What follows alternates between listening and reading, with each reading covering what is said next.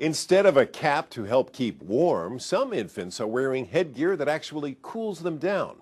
In Your Child's Health, Doug Johnson explains how the cooling cap can help save some babies from suffering brain injuries.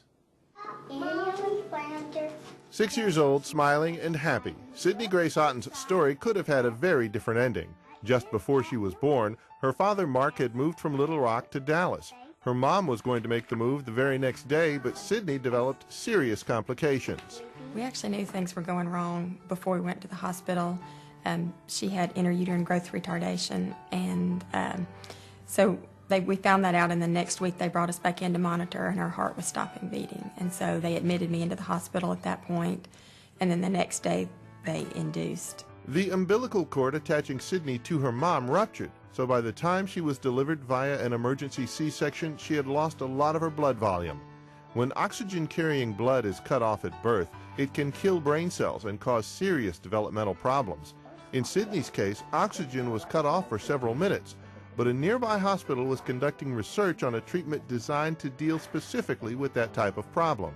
The neonatologist at that hospital, only 24 hours earlier, had a visit from a neonatologist at another children's hospital and had been told about this research study and this experimental cooling cap, and said that he thought she would meet criteria. Would we be interested in transferring over? Now approved for general use, the cooling cap system is available at the neonatal ICU at Baptist Women's Hospital.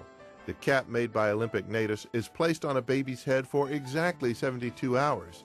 The cap cools the brain down to 94 degrees and slows damage that could occur from blood loss. Researchers say that can save anywhere between 80 and 90% of brain cells that might die otherwise. We were not hopeful. My wife is a pediatric physical therapist who worked with children birth to 3 with cerebral palsy, Down syndrome, all kind of birth problems. So we knew what the outcome could be. I'm a nurse, and I knew what 9 minutes without oxygen could be. And so we were ready for any kind of hope we possibly could get. We're looking at the secondary damage, and we're trying to prevent that, actually.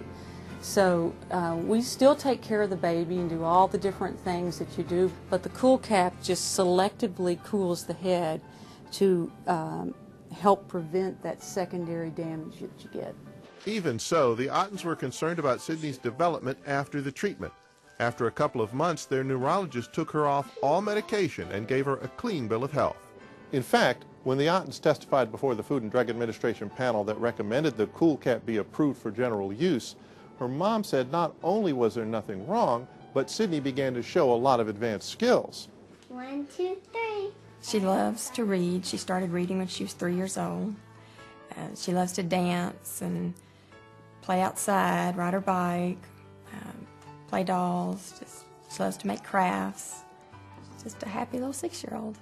Sydney was actually the first baby in the world in the second phase of the cooling cap study. The key to getting the best results using head cooling is to act quickly.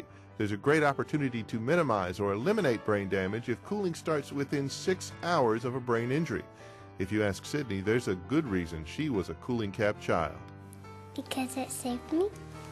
Her mom agrees. I think this device is absolutely wonderful. It has the potential to save so many children, and not just save their life, but to save their quality of life, and to give them, the quality of life that we all want for our children. For Smart Medicine, I'm Doug Johnson.